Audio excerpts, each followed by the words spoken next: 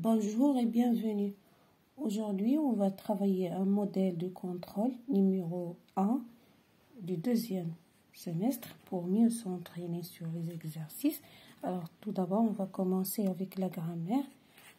Voilà.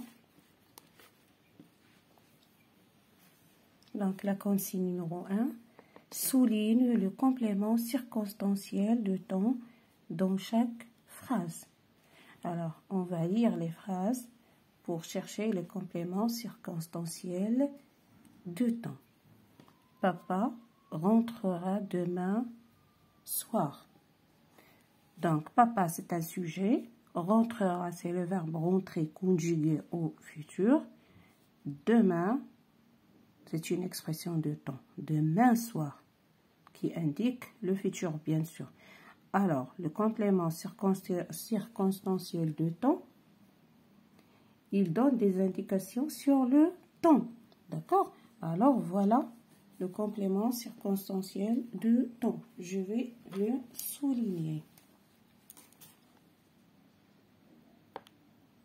Demain soir. Deuxième phrase. Ce film débutera, c'est-à-dire commencera dans 15 minutes. Donc, voilà le sujet. Ce film débutera, le verbe débuter conjugué au futur, bien sûr, et l'expression du temps dans 15 minutes. C'est-à-dire quand ce film débutera. Dans 15 minutes. Donc, je souligne le complément circonstanciel du temps. Phrase suivante. La semaine prochaine, nous partirons en voyage.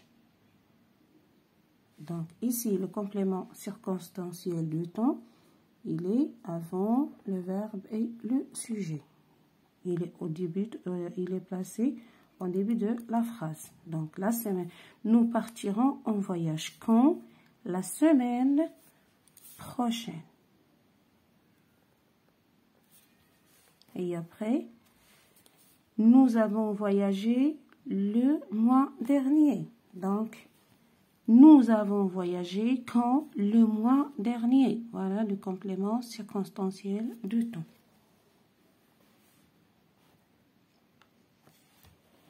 Ensuite, deuxième consigne, souligne le complément circonstanciel de lieu dans chaque phrase. Alors ici, on a travaillé le complément circonstanciel de temps, c'est-à-dire qui indique le temps. Ici, c'est le complément circonstanciel de lieu. C'est qui indique le lieu, c'est-à-dire l'endroit. Première phrase, ils seront au marché pour acheter des légumes. Donc, voilà le sujet, voilà le verbe, c'est se rendre. Troisième groupe, ou au marché. Au marché. Donc, le CCL ou bien le complément circonstanciel de temps, c'est au marché. Le singe, phrase suivante, le singe monte sur la plus haute branche. Alors, le singe, le sujet, monte, le verbe monter, premier groupe, conjugué au présent, ou sur la plus haute branche. Voilà. C'est un CCL. Nous irons à la ferme de mes grands-parents. Alors, nous, pronom personnel, sujet, irons, c'est le verbe aller, conjugué au futur, d'accord? Où, nous irons où? À la ferme de mes grands-parents. C'est ça le complément circonstanciel de lieu. Ensuite, mon oncle conduit son troupeau à la rivière. Donc, mon oncle, c'est un sujet. D'accord? Conduit, c'est le verbe conduire qui appartient au troisième groupe. Ici, elle est conjuguée au présent. Conduit quoi? Conduit son troupeau. C'est un complément d'objet direct. Ou à la rivière. C'est un complément circonstanciel de temps qui indique de lieu, qui indique le lieu. Le lieu où mon oncle conduit son troupeau. Donc, c'est à la rivière. Consigne suivante indique s'il s'agit d'une phrase simple ou d'une phrase complexe. On a déjà vu qu'est-ce que c'est qu'une phrase simple, qu'est-ce que c'est qu'une phrase complexe. D'accord?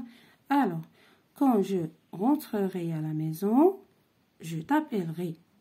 Alors ici, comme vous voyez, quand je rentrerai, on a le verbe rentrer qui est conjugué au futur. À la maison, je t'appellerai. On a aussi le verbe s'appeler. Oui, non, le verbe appeler, c'est un verbe du premier groupe qui est conjugué aussi au futur. Alors, puisque cette phrase contient deux verbes, donc ce n'est pas une phrase qui est simple. Une phrase simple contient seulement un seul verbe. Donc ici, il s'agit d'une phrase complexe. Donc je vais écrire comme ça. PH complexe, comme une sorte d'abréviation. Donc la première phrase, c'est une phrase qui est complexe. Pourquoi? Parce qu'elle contient deux verbes. Bien, deuxième phrase. Nous sommes arrivés au village qui se trouve derrière la... Alors, dans ce cas-là, on a deux phrases. Voilà la première. Nous sommes arrivés au village. Deuxième phrase. Qui se trouve derrière la montagne.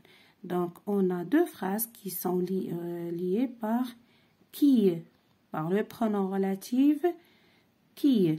D'accord? Alors, on dit ici, c'est une phrase qui est complexe. Ce n'est pas une phrase simple parce qu'il contient deux phrases qui sont liées par le pronom relatif qui. D'accord? Donc, on a une phrase qui est principale et une autre qui est subordonnée. Et les deux phrases sont liées par la conjonction de subordination, c'est-à-dire le pronom relatif qui. Donc, aussi, c'est une phrase. Je vais écrire comme ça. Ici, je n'ai pas l'espace pour écrire. Ici, je vais écrire complexe. Donc, les deux phrases, la première et la deuxième. Ici, le vent balance les grands sapins. Alors, comme vous voyez ici, on est devant une phrase qui contient un seul verbe conjugué.